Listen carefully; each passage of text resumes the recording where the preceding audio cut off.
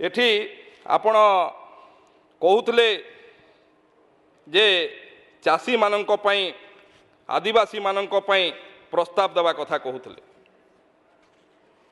जे बरगढ़ जिल्लार सोहेला ठारे आपण उपस्थित थिले कि नहीं मु ठीक भाव में कहि पारिबि नहीं। विरोधी दलर नेता जेतेबेले ओडिशार नेतृत्व नौथिले आज्ञा सारा ओडिशार चाषी समाज को 100 टंका घोषणा कर 100 टंका बोनस देबू कही ओडिशार कौन सी चाषी पाख को 100 टंका बोनस केबे भी पहुंची पारला नहीं। आज्ञा आपण कहिथिले मु मने पकई देबा पई चाहे जे प्रत्येक सबु जमी को जलसेचन करिवु आमे आपणकर घोषणा रे रहीगला पहुंची पारला नहीं। आपण कहिथिले जे नूतन नदीबंध बैरेज निर्माण करिवु केतेटा नदीबंध केतेटा बैरेज निर्माण कले आपण कहिथिले मु आपणकर आपण सफलता कहिथिले मु आपणकर विफलता गणे दउछि। आपण एभलिया योजना भी देइथिले 1000 टंकार योजना होउतला एठी युवकंकर कथा मध्य कथा होउतले निर्वाचन समय रे ओडिशा लोकन को धुआं देवा पाई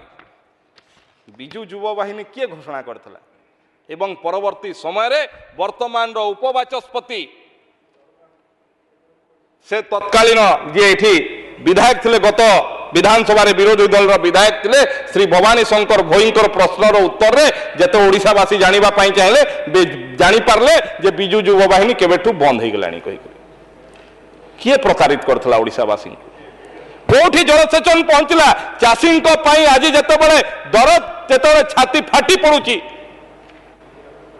आमे तो सब प्रकार आलोचना पाई प्रस्तुत अछु